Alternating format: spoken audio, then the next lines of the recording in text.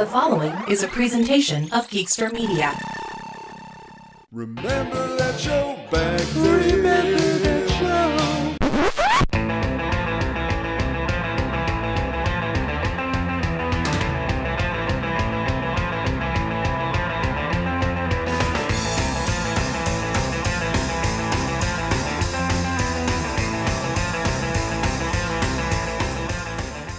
Hey there, TV lovers, and welcome to episode 24 of Remember That Show, the podcast where we revisit the obscure or forgotten TV shows of the 80s and 90s. I'm Adam Pope, and every time I turn around, I see the co-host who turns my world around. That's me, William Bruce West. Although, after this episode, maybe I'd consider changing it to William Bruce Warnamont. For this episode, we're introducing a new format called channel surfing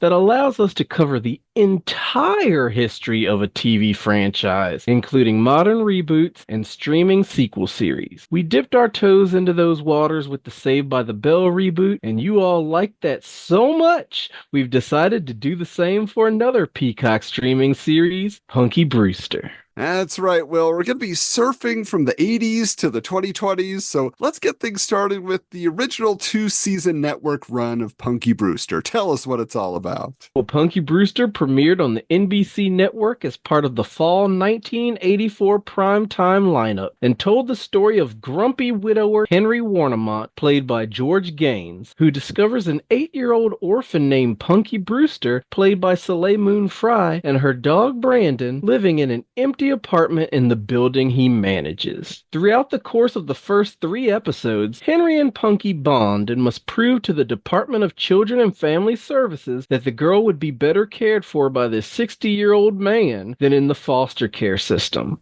After convincing the judge of this, Punky and Brandon move in with Henry, and the unlikely family unit begin adjusting to life together, while learning important lessons along the way for the next 19 episodes. Adam, what are your memories of the primetime debut of Punky Brewster?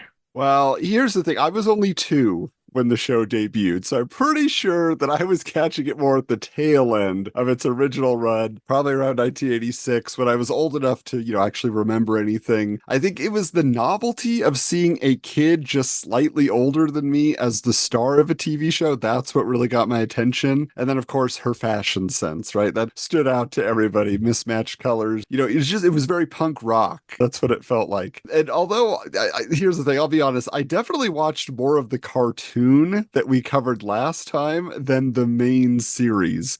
I guess the cartoon made more of an impact on me, let me say. The only thing I remembered about the primetime series were like Punky's sad looks that would linger on, and she had a dog and all that kind of stuff, but it wasn't like appointment television for me as a kid was I up late enough to even be watching Punky Brewster. But I feel like it's funny with the whole like longing looks thing, because people of our generation always make fun of the sad synth music from the emotional moments of Full House, but Punky got there first. Come on.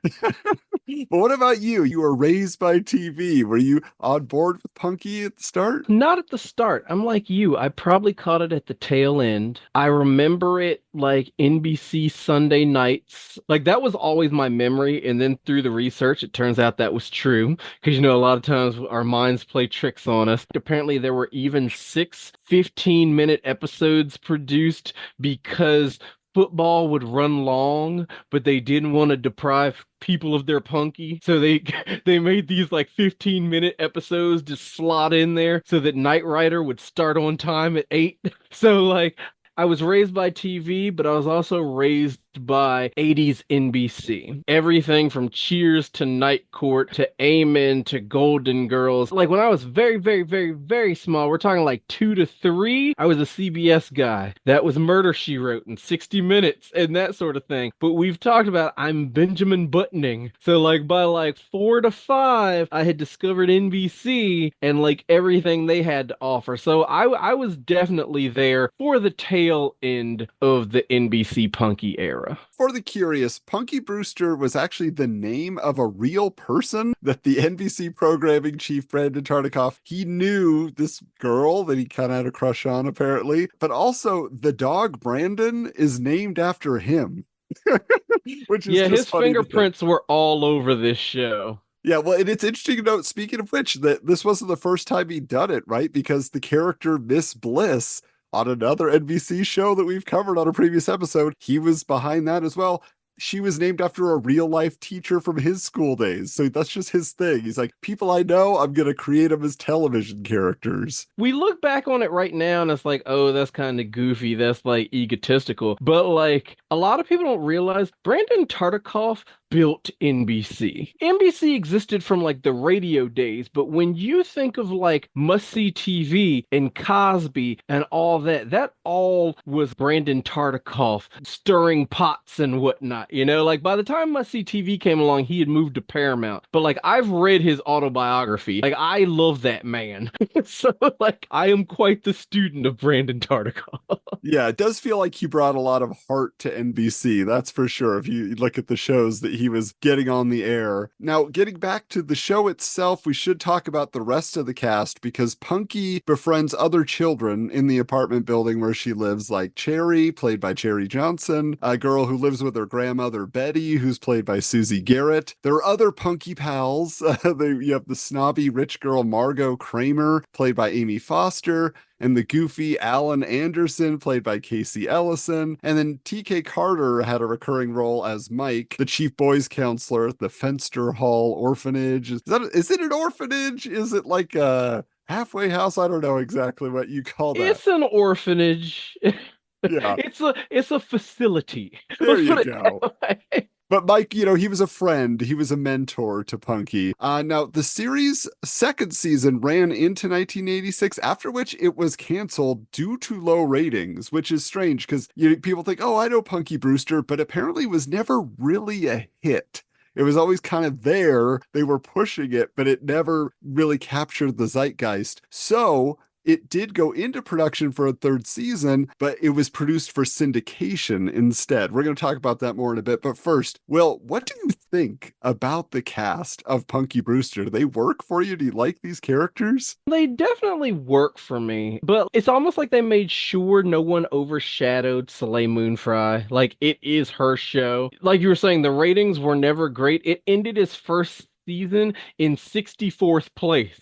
But those ratings are still probably like 12 times what the Big Bang Theory got, and it was the number one show on TV. It's just like TV changed. But I like this show because these weren't child actors. Now, maybe we've gotten a little spoiled because everyone's just so like quick and sharp these days, but like these weren't gifted child actors. One thing I never knew that I found out researching this, Cherry Johnson was the niece of David W. Duclon, which is how she got the role and why the role is named after her. Wow. So it's just one of those things of like, so that was nepotism because she was never really great, but they were kids. We didn't expect much from them. Margot, she sucked, but like that's all she was meant to be. Like when they get to the point where like they're supposedly friends, you almost don't buy it because you're like, you were the antagonist for the first 2 years. And Alan works because I think we all knew an Alan. That weird kid, he's not really eating paste,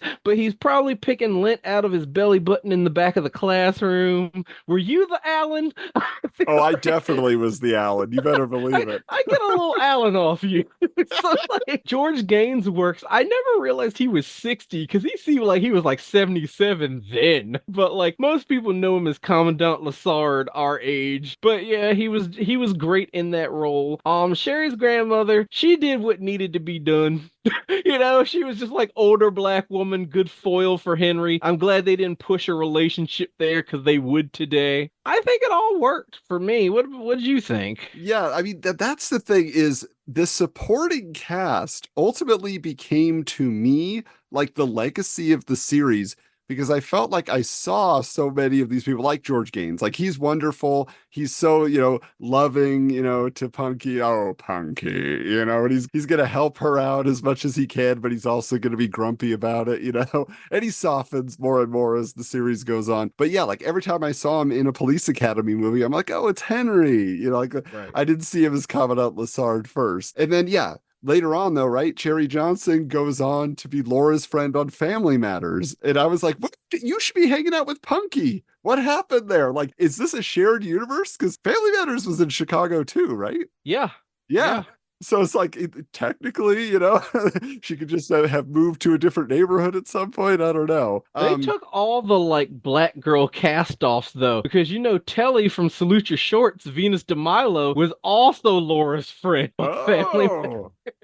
I missed those episodes, apparently. I wasn't paying attention. That's awesome. Yep. Like, even Amy Foster, you know, you said, yeah, she just played like standard stuck-up rich girl, right? But she was in Troop Beverly Hills playing basically a version of herself. You know, that's one of my favorite films. But every time she shows up, I'm like, Margot, in that movie, her whole thing is she's a TV actor kid who wants to be normal. And so it feels like if she had just been playing the Margot character, she would have fit in way better in Troop Beverly Hills, you know? And then even TK Carter, you know, because like years later when I caught up with Saved by the Bell in syndication, I see, you know, Milo on the Good Morning Miss Bliss reruns, and I'm like, that's Mike from Punky Brewster. And he's basically playing the same character because TK Carter is always the same character. Like, maybe not in The Thing, you know, and John Carpenter's The Thing. But other than that, when he's on TV, you know what you're getting. But what I love about the show, too, is their use of Brandon the dog, because he is not like a one joke per episode cameo like Eddie from Frasier. Like, he is a character that's like in the background of every scene or at the start of every scene. Like, he's a part of their lives. Like, Henry will be at work, like, you know, developing photos, and Brandon's in the background chewing on a plant or something. So I just loved how they even did like episodes that surrounded Brandon, you know, whether The series finale is the Brandon show. It's his wedding. So like he was just as much a cast member as the humans. And just like Punky, you know, he started out as a puppy and then he grows up too. So like, you know, the dog and Punky are growing together. Like, it's just so interesting how they integrated him and didn't just like eventually like write him out. Because it feels like it'd be a difficult thing to have something for a dog to do every episode, you know, but they always did. But let me just ask you, just in general, then, when you think on this series, and I'm sure you've revisited it just as I have, you know, in later years, is there a standout episode from these network seasons? Because I think there's a lot that people remember that are infamous, but is there one for you where you're like, oh, that's kind of cool? It's the one everyone knows. Like, I feel like I gotta skip it, but I gotta talk about it. It's the refrigerator episode. The refrigerator episode, which notoriously was written by a fan of the show. It was written by a kid, and basically they're playing hide and seek outside, and Cherry gets locked inside a refrigerator or a freezer. I don't even remember at this point. An upright appliance in the kitchen. Because basically, apparently they changed in the 50s where you couldn't have a locking mechanism in a refrigerator. It had to be a magnetic enclosure. But because Henry was cheap and refused to get rid of things that like still had life in them, he still had one of the like pre-regulation refrigerators. So like Cherry gets stuck in there and they're spending the whole episode looking for her because nobody even stops to think like, oh, let's look in this appliance in the middle of the yard. And then they have to like resuscitate her. So like that's the one everyone remembers. I feel like this was the era of the very special episode, but as I've said before, like the whole series is a very special episode, especially the NBC era. Like, it's more wacky pre-Saved by the Bell once it hit syndication, but the NBC era, it was like Tartikoff wanted to hit you with a moral every episode. But like the other one that stands out to me is Henry is like really stressed out and he is just like downing Maalox. Like, I didn't know that you could like just swig a bottle of Maalox. Like, no, you use a spoon, because this was before you even got the little cups with it. But like, it gets to the point where he gets an ulcer and he gets in the hospital, and of course Dick Dietrich from Nightstand, Timothy Stack himself, sees this as his opening to swoop in and take Punky back to Finster Hall, because it's like, oh, this old man clearly can't care for you. I'm putting you back in the system. Because to me, Timothy Stack only has 3 roles in my head canon. It's Punky Brewster, it's Son of the Beach, and it's Nightstand with Dick Dietrich. Even though he was Parker Lewis's dad briefly, that doesn't figure into my calculation. That's his legacy to me. So those are the episodes I remember. How about you? Wow. Yeah. I mean, to your point, I mean, they really did hit stuff hard. I mean, there were things about drugs. There were things about the Challenger shuttle explosion. Like they had Buzz Aldrin come on and talk to kids because it was so traumatizing for children of that era who were watching it in school when it happened and all that kind of stuff. I do feel like they overdid it because, yeah, a very special episode should be very special. But if every episode you're trying to hit it that hard, that's intense. But you mentioned the Fenster Hall, like her going back. Those episodes always hit me for some reason. Like I watched a lot of the musical Annie as a kid. So I was in touch with the plight of orphans from an early age. I understood this. So those things always connected for me. But I loved the Mike character. And like going back and watching it, I'm like, he's in a fair amount of episodes, but I always thought he was like in every episode for some reason. Like she was always going back to Fenster Hall because those were the ones that stood out in my mind. I didn't realize though until researching for this episode that they tried to have a backdoor pilot spin-off for TK Carter to star. It was going to be called Fenster Hall, and they introduced a whole new group of orphans and all this kind of stuff. It didn't get picked up. In fact, I don't even think it's on Peacock when you go to watch the series. I don't think those episodes are on there because it must have been part of some separate,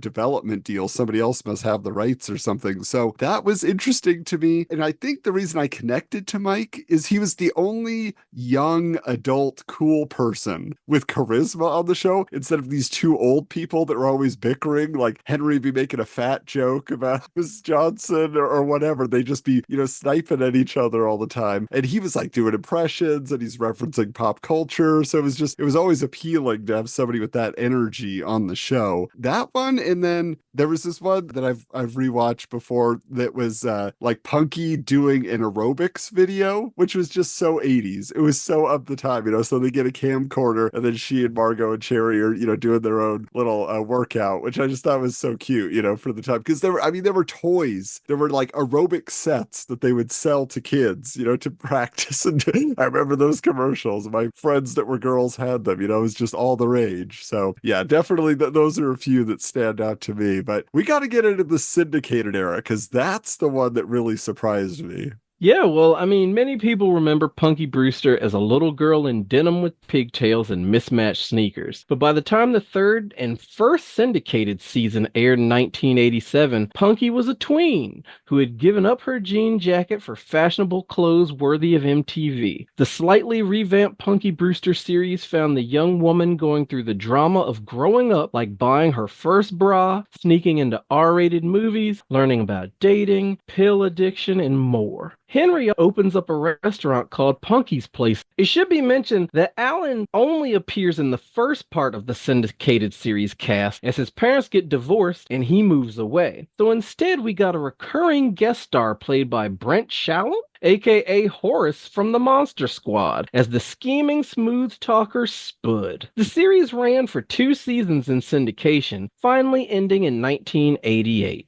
Adam, what were the biggest changes you noticed between the network and syndicated versions of Punky Brewster? So I don't remember seeing the syndicated series. Like, I don't know when and where it was playing in my area growing up. So this version of Punky, as I've gone back and revisited it over the years, I was just like, wow, these are so much better than the NBC episodes, like on many levels for me. Like it's the perfect syndication polish. First off, just the look of the series is brightened like considerably. Everything is literally like from, the outfits to the actual lighting in the studio. I always go back to Charles in Charge. Its first and only network season was like dark and like everything just like, it seemed weird when it went to syndication. All of a sudden you could just see everything. It's just like, oh, all they had to do was like crank it up a little bit. So that was fun, but it became a more contemporary show, and it's much more of like a this girl's life, about Punky and her friends, as opposed to this little girl co-starring with an old man, which I feel is cute for a movie of the week, but it's not really an awesome premise for a whole series, because you kind of get the dynamic right away. You're like, oh, he's going to be grumpy, she's going to teach him not to be grumpy, he's going to teach her some life lessons. So I really like it focusing on the kids, but Henry is still around, which I like too.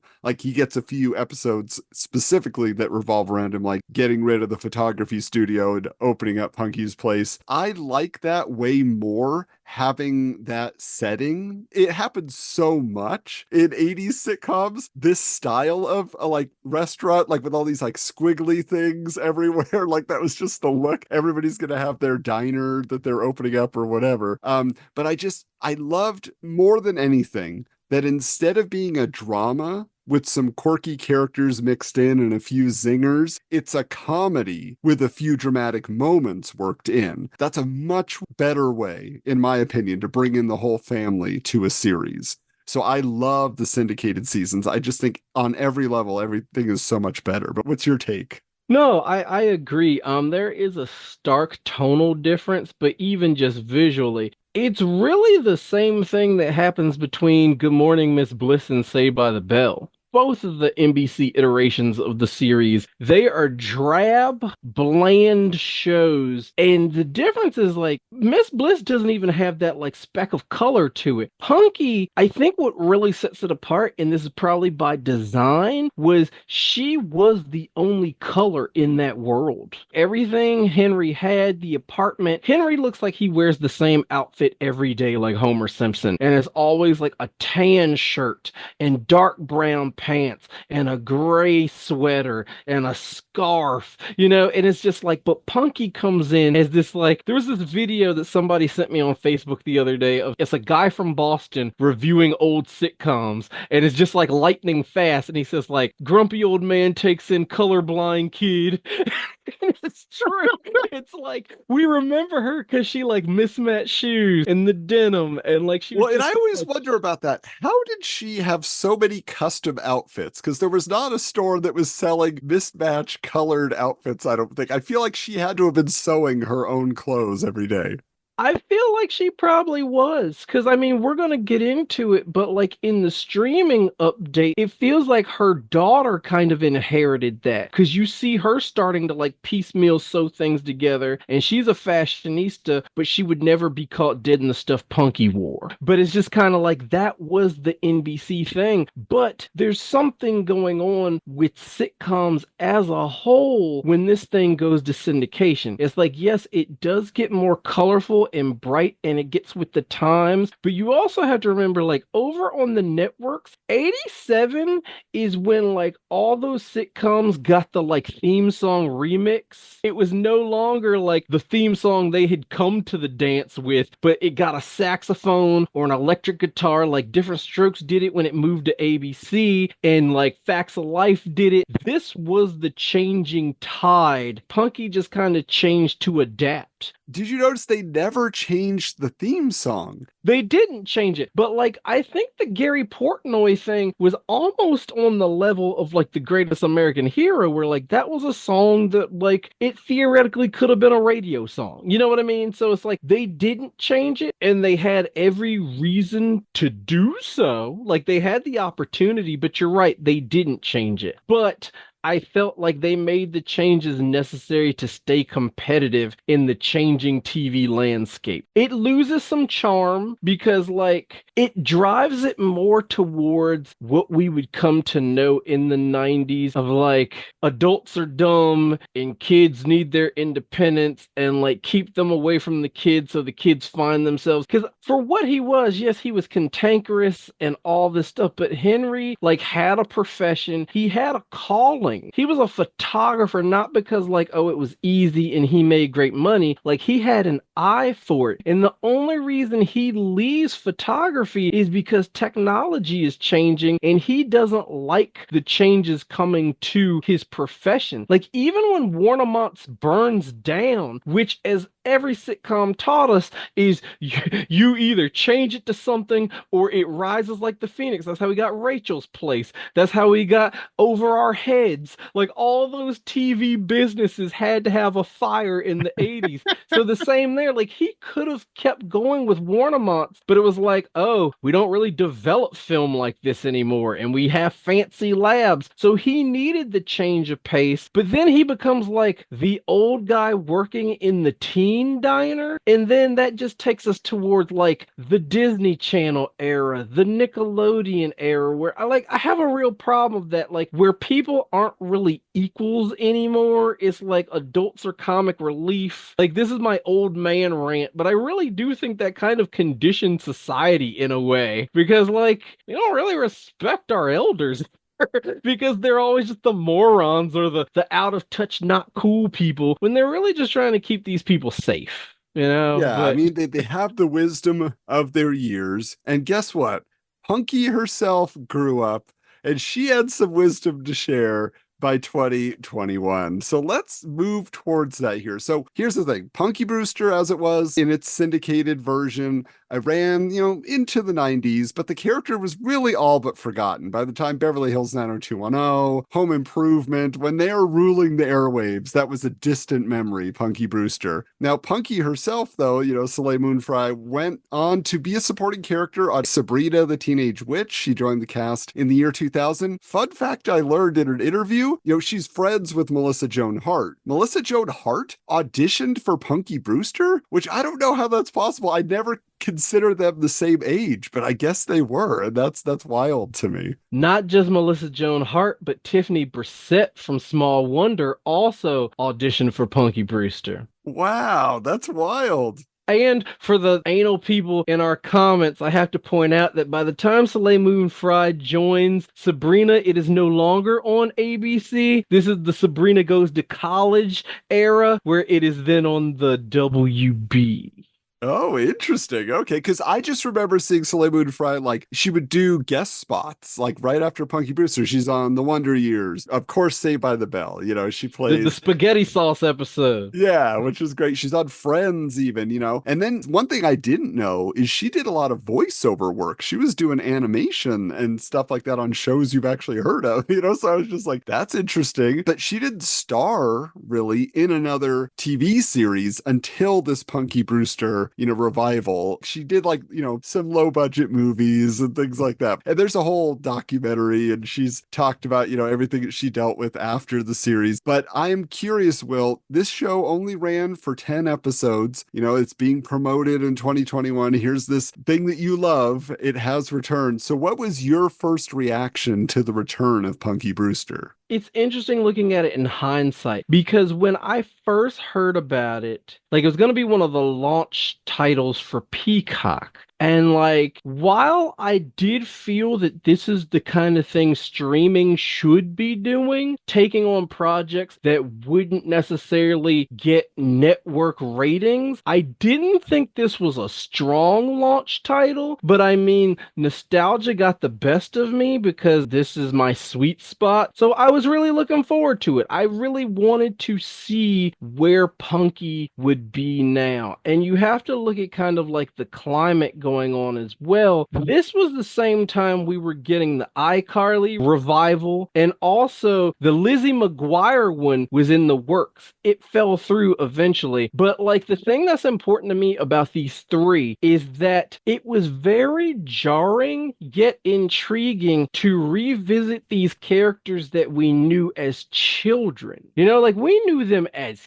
kids, and now they're dating and they're divorced and they're dealing with all these things, but it's that through line of that was what a lot of us were going through. It's Punky Brewster's really only 2 years older than me, so it was just very much I kind of liked the idea because that was always just fanfic in our heads, wonder what B.A. Baracus is up to these days. But now you get it in front of the right executive and he's I'll give you 10 episodes. I was intrigued. What about you? It was a warm memory to me, whether or not I was a devoted watcher of the series. So I was excited too, because it felt like, yeah, NBC is embracing their history. Plus, I had just watched the Kid 90 documentary that Soleil Moon Frye had made using her old camcorder footage of her hanging out with all her 80s and 90s TV kid actor friends. Like, she's connected to everybody. Any kid of the 80s and 90s, she was like their buddy. And it gave me like less to be skeptical about than the Saved by the Bell reboot. This was like, I think they're going with the same vibe, but they're tapping into what you were talking about, this Disney Channel original series style, which seemed like a better fit for, you know, a contemporary version. And so I was just like, okay, I see what they're doing here. For some reason, like the iconography of like these graffiti butterfly wings that she was always posing in front of, I was like, I don't know, that's a little too arty for me. But I was like, but let me get to know the characters. Let me see what I think. So I was ready to give it a shot. The butterfly wings really felt like that's who she would be. I don't know, we'll get into this when we talk about the show, but like, as unique as Punky Brewster was as a child, Punky Brewster as an adult is kind of a basic bitch. Like, she is the girl who will go to Nashville and take her picture in front of the wings on the side of the building. And that's not really unique anymore, you know? But that's the draw. Like, how have these people aged? Is she still an individual, or is she just another follower? But I mean, in this situation, Punky Brewster, they're all titled that, starred Soleil Moon Frye as a grown-up version of her character from the 80s TV series, who is now divorced, raising 3 kids on her own, though her rock star ex-husband Travis, played by Freddie Prinze Jr., decides to stay in town to be more of a presence in their lives. Henry has since passed away, but Punky still has the moral support of childhood friend Cherry, who works in the foster system and helps a recently abandoned young girl named Izzy to be placed in Punky's home. The series also finally deals with the reuniting of Punky and her mother, as in the final episodes, she finally gets to talk to the woman who abandoned her all those years prior. Adam, what stands out to you most about this premise? Well, I mean, the idea that she has like one daughter she gave birth to, you know, with this Travis character, but then she adopted 2 boys in addition to that. So it's just kind of an interesting family dynamic, but also I like the will they, won't they of the flaky musician ex-husband, because they're making it work. She doesn't hate him. There's not a lot of hard feelings. It's just like, this isn't working and it didn't work, and I don't know if I should be stepping back into that. So that plays well. And then it's also just fun. She inherited Henry's apartment. So technically it is the same set, but it's remodeled to fit her own design aesthetic that's more modern. And so that's a nice touch that connects us to the past. So they are definitely working both sides. There's the nostalgia, but really they are trying to play it, you know, in the modern times. And I think they are accomplishing that, you know, at least as we're introduced to it all. But what stood out to you as you're like, oh, they're doing this here? The specter of Henry looms large, and I don't know if that's a cheer or a jeer yet, but it's kind of like, I would have been fine with the acknowledgement in the pilot, but like, Henry's still pretty much like a character, even if he's not around. Something always ties back to the original series, to the point where it's like, who's the dedicated Punky Brewster watcher who's gonna get this reference? I owned the first 2 seasons, and that thing was a chore to watch. So like, she's referencing these things of like, oh yeah, Henry gave me this from like the first time we went to a Cubs game, and I only know they went to a Cubs game because it's in the opening credits. But like, Henry's still in there. It's very interesting to see who these people grew up to be. A lot of that comes down to my assessment of Cherry, because Cherry is almost more interesting than Punky in this show, but we'll get to that. I love the dynamic you were speaking of, especially with Travis. Punky's taken in strays, basically. She adopted these siblings, and now we've got Izzy. The thing that stands out to me, And it goes back to why I felt streaming should be giving these sort of shows a home. You remember how, like, by the end of Full House's run, the joke is that, like, wow, this family hugs way too much. Like, this is one touchy-feely family. And even when people, like, jokingly or just even, like, flippantly reminisce about Full House, it's about how, like, every problem was solved in 22 minutes and capped off with a hug. Like, you don't see that anymore because, like, TV is cynical. The world is cynical. And what do we say? We've gotten too smart for television. But this is that show. And, like, this show would be trounced by critics and cynical viewers and TikTok and everything on a network. But on streaming, I thought maybe it could be nurtured because it really is a sweet show without overdoing it. When it first dropped on Peacock, for people who only know me from this show and not outside of it, I have a website. It's West Week Ever. It is where I look at pop culture. Every week I have West Week Ever Pop Culture in Review, where we look at that week in pop culture. And the week this dropped, this series got the West Week Ever. It was the best thing to me that week. But the thing with me in streaming shows is I just never go back. Like, we have a great first date and I just never call back. Like, I had every intention of finishing it and didn't until we did this project. So I'm glad we went back, because even then I had my issues of, I think I was more cynical back then. We were still in COVID.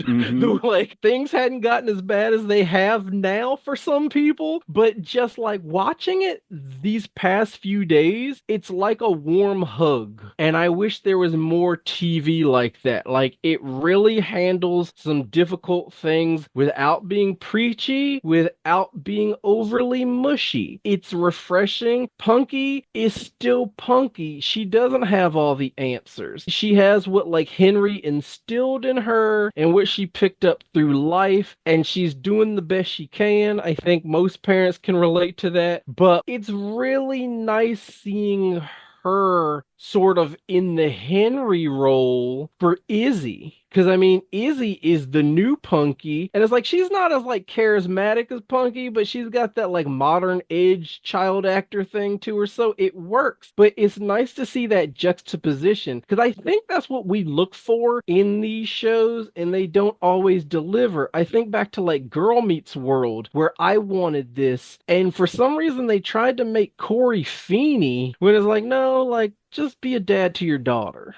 So that's what stood out to me here. It is the warm, fuzzy hug that Full House used to give us that you can't find anywhere else today. Definitely, the good heart of this show is fully on display. It's on its sleeve. But let's really give it what it deserves. Let's give it its praise. Let's check out our cheers.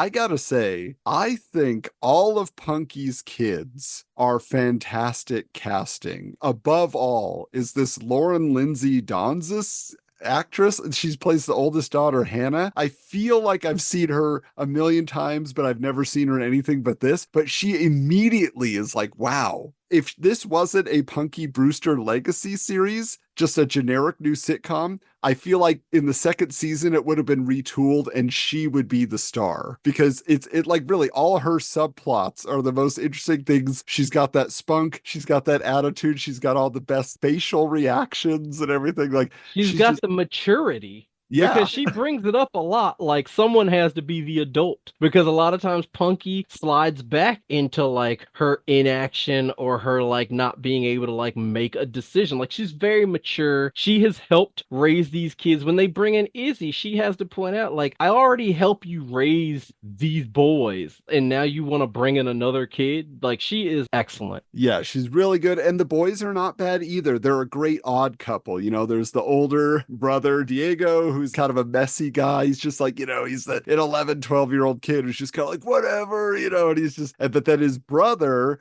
Daniel is like very like fastidious, and he like, keeps everything perfect, and he's experimenting with his world, and he's not afraid of what other people think about him, so he's got that punky spirit to him. And so like they have like, a lot of criticisms of each other, like playful sibling stuff. So that's really good. And then of course, like you said, having Cherry back as our main connection to the old cast. Even Freddie Prinze Jr. though, for like this brand new guy who's being brought into the situation, like he's always charming. I was listening to an interview with him where he just said like, Brian Austin Green said I should talk to Soleil because they're gonna do the show and she wants me to come on. And they met at Universal Studios on the back lot in front of the clock tower for Back to the Future, and they were having lunch together, and he's just like, this has been a magical time. I think we need to do this show together, so they really work. So just everything about the casting is beautiful. Like that works 100%. The casting is great all the way around, and I want to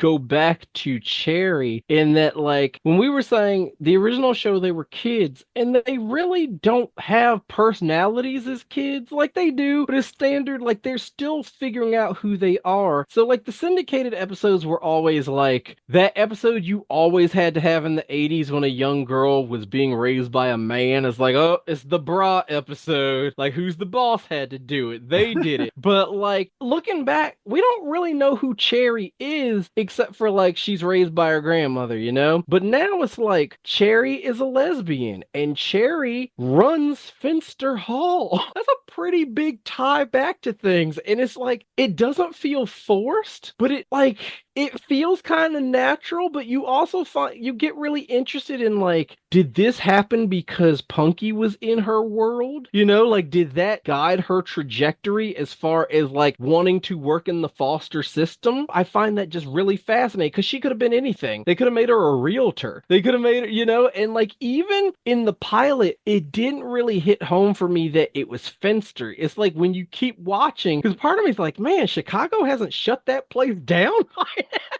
But then, like, she becomes even more important because it's not just like, oh, she's my mom's best friend who pops in and we call her Aunt Cherry, with the younger son trying to figure out himself and his identity, and Punky and Travis not really knowing how to handle it. Some people would say what they did was kind of cringe, but, like, that's kind of a modern approach to things where it's like, well, my best friend is a lesbian, maybe she and her partner can meet with him and see if they're gaydar picks up on anything, and it's like not everyone would receive that well, and I feel like if that were on ABC there would be a ton of think pieces about it. But it was on Peacock where no one was watching, which is both good and bad because people should have watched it. But again, that is what I felt streaming should have been and should currently be doing. Just like with the Saved by the Bell, what did they do? They have a trans character who we talked all about that. Like, they really are addressing those modern issues when, make some people uncomfortable, but it's like, it's a reality you have to think about. I really love the show.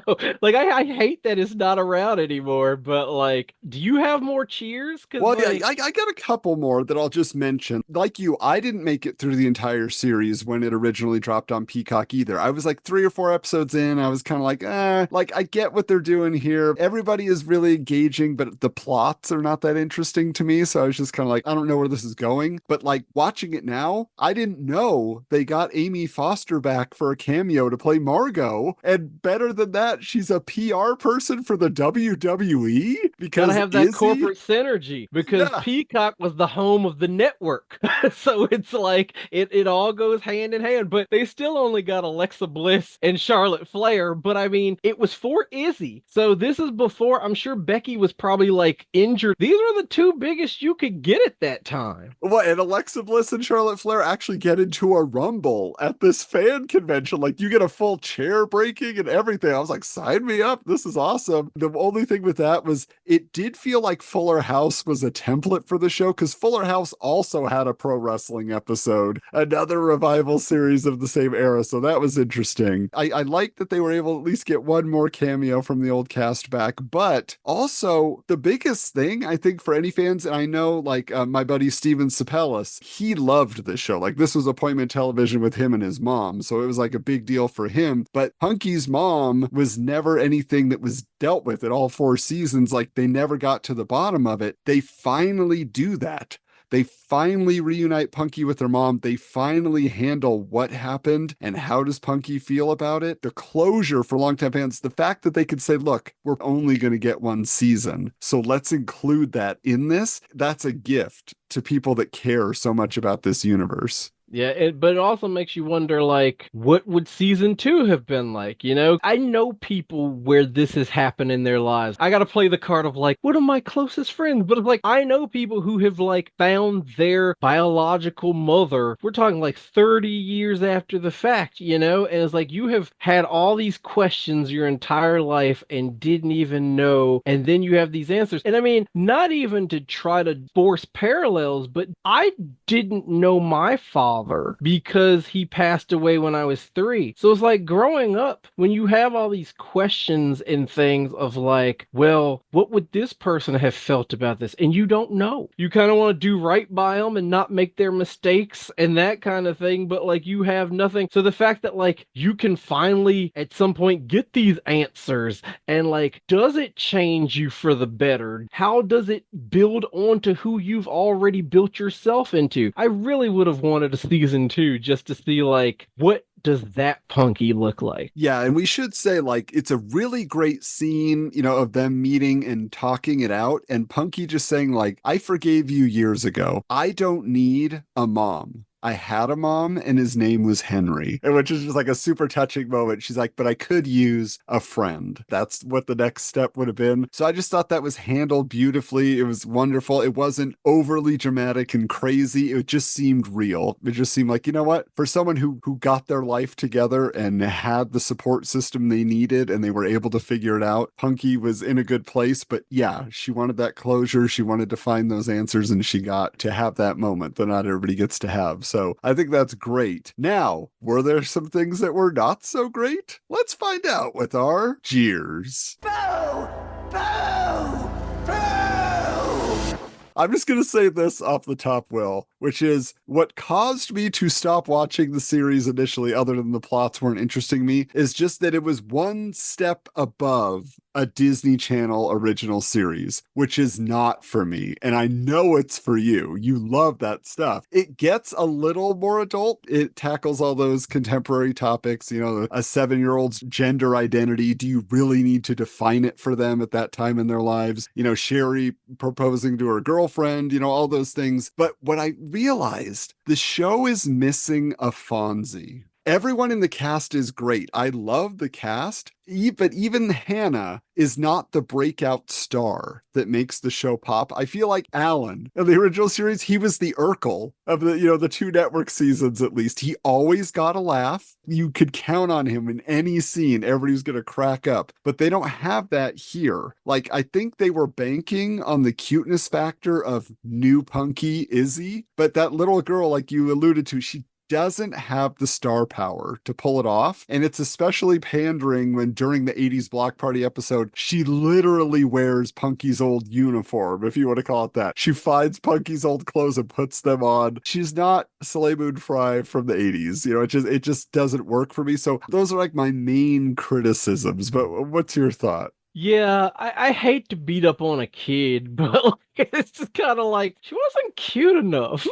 You know, like she wasn't endearing enough. Like Punky, when you meet her, it's like, yeah, she's this ragtag little girl in denim. She looks like a prototypical member of the Irish girl group Bewitched. But like, she's got her own thing to her. Like, Izzy's kind of just grungy. You know, she's got like a street urchin vibe to her. You just kind of want to like give her a bath and give her new clothes, which is what the rich people were gonna do in the pilot, you know. But like Punky insisted, like, no, that's who she is, and no one should change her. And I appreciate that message. But yeah, she's not the breakout star. But I also feel though that history has shown us that a Fonzie and an Urkel is not a great thing. It helps your show pop, but is to the detriment of everyone else on that cast. And when you have a show called Punky Brewster, you don't need like Wacky Wally across the hall taking over the spotlight. You know, it's one thing when it's like Family Matters, Happy Days. But if it's Punky Brewster, then you damn well better be showing up for Punky Brewster. Well, and You know? speaking of that, I do want to say about the Punky character, I do feel like it's in keeping with the original network seasons, but to me, Punky has always, as a character in that formula, been prevented from achieving like her full comedic potential, because she could have been and does show it in the syndicated seasons that she is an awesome comedian. She has so much attitude, and they let her put it on display in those seasons, but like she's often like relegated to the melancholy role, especially like all these very special episodes. But even in this, we're back to original recipe Punky, except that she has to play the straight man to a cast of supporting characters, but none of them are wacky enough to create the comedic contrast, I feel. I get that, and I also feel though that like they allude to the fact that like she's had her fun, you know, and it's like she kind of had to put the muzzle on to be a mom. She's a single mom on top of that, of like 3 and a bonus kid. She can only be so wacky. I appreciate like she does her dating app stuff and she tries to get out there, but it's hard to get back out there at like 41. And then like she's got all these responsibilities, which tie into another issue I have where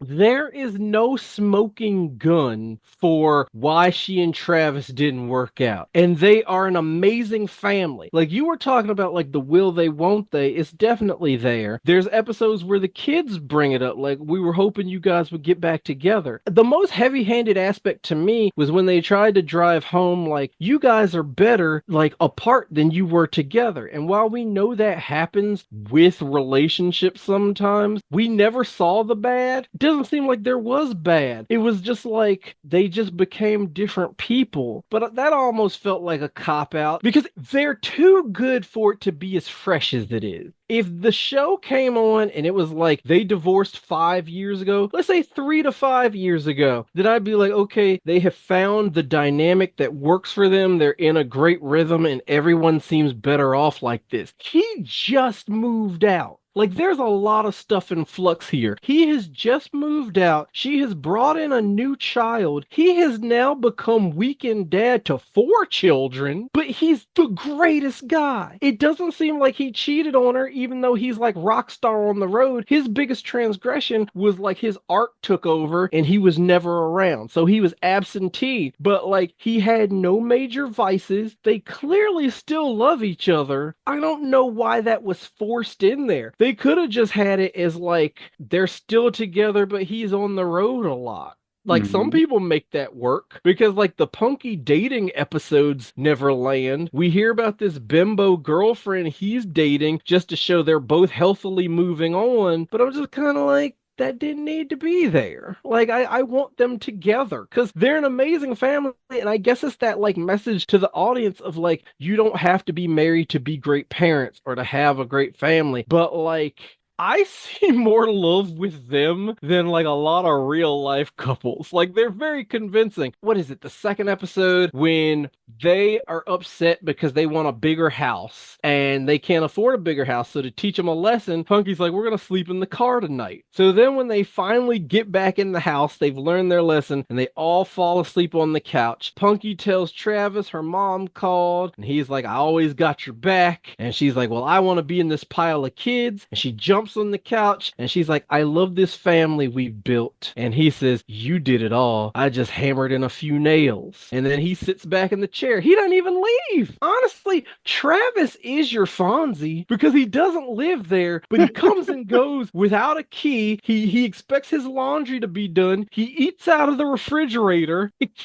That was as close as you were gonna get. But I kind of hate that there's no better reason than he was just on the road all the time. And that's the thing, like what was the factor that led to it not catching on? Was it lack of promotion? Was it just that time of the world, like you said, coming out of all these difficult things? We weren't ready to step into this, but we got to figure out if it did get a second season, or if somebody was looking to bring it back, what could you do to, give Punky a second chance? And we're going to do that as the show doctors.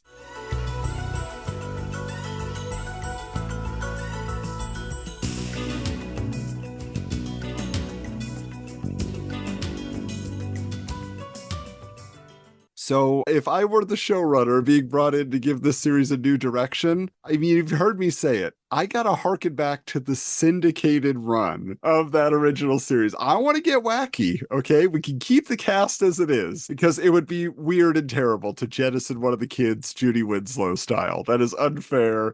Keep them all around. But I want to put them in a less domestic situation. We could have more fun, less drama that way. So Punky as a photographer, we should say that was she was traveling the world as a photographer, but then for her kids, she just became like a wedding photographer, basically. And that's nice to carry on Henry's legacy. I understand that. But again, to me, it's too boring. It's too artsy. And they never really show her working that much. So I think there's one episode, but it's just in the syndicated series, they opened up a restaurant. And in this series, they keep doing 80s throwback stuff. So why not open up a Cafe 80s, like in Back to the Future Part 2. You call it Punky's Pizza this time, but she could just do Punky's Place if she really wants to pay homage to what Henry did for her. But you use Margot's PR connections to drum up business through celebrity-themed pizzas that build a buzz on social media, and then that actor, musician, athlete, whatever, arrives at the restaurant for their personal pizza debut. So it's all worked in to get your cameos. There would be an episode, I feel, where they have to expand. They want to do something extra. So they're going to open up their own Chuck E. Cheese style experience. Travis is writing original songs for the animatronics to perform. All the family members get an animatronic animal version of themselves. And then they just get some fun things going on. There's going to be an episode about a frozen yogurt bar fiasco. They're going to bring it back. Yes, you're still going to have the family comedy dynamics and the little issues the kids are dealing with. And that's all mixed in. But more fun is the kids helping out at the restaurant.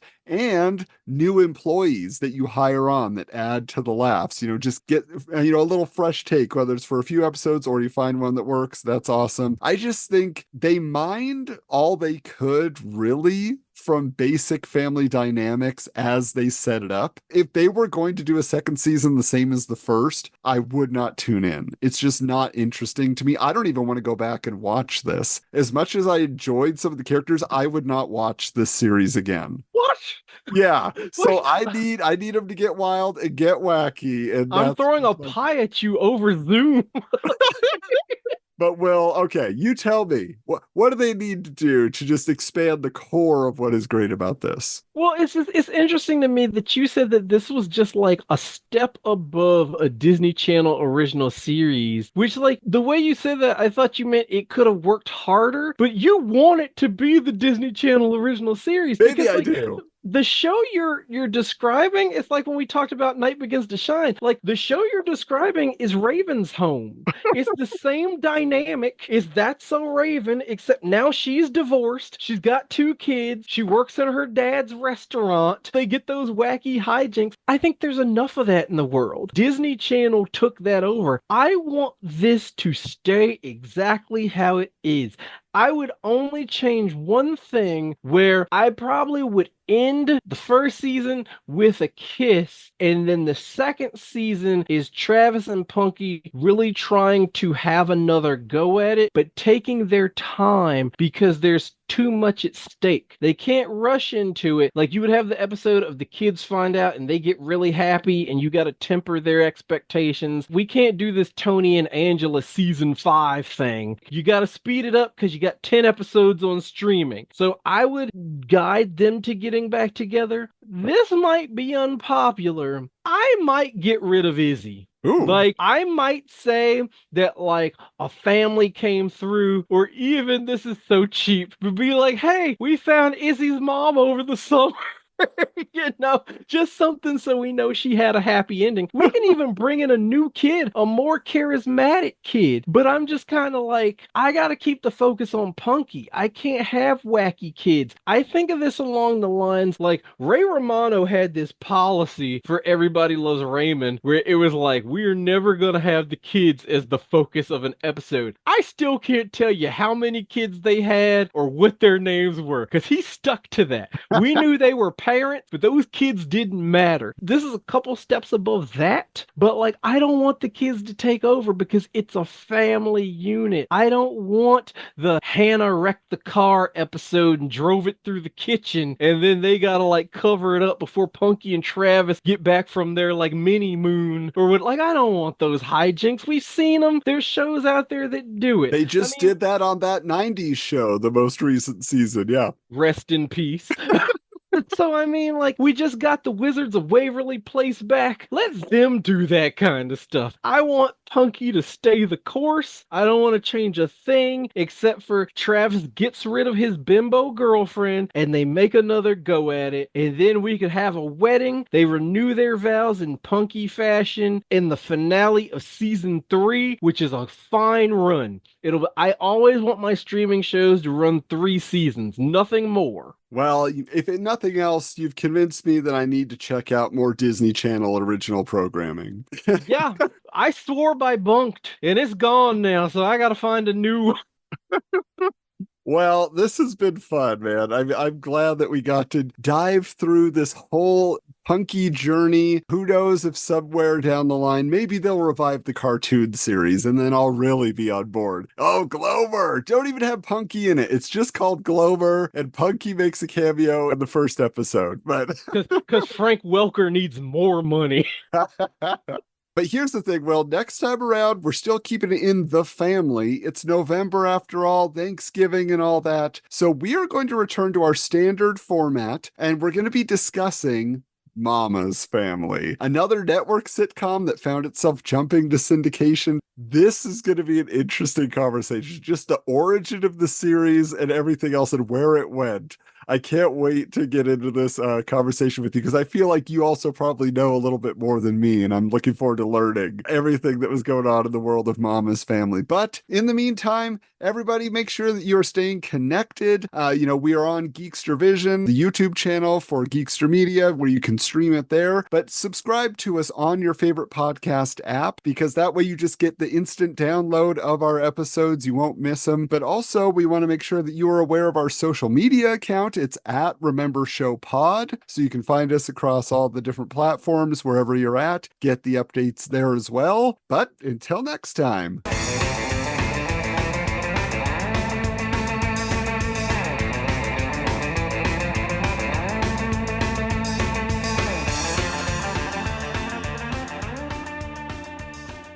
This has been a presentation of Geekster Media.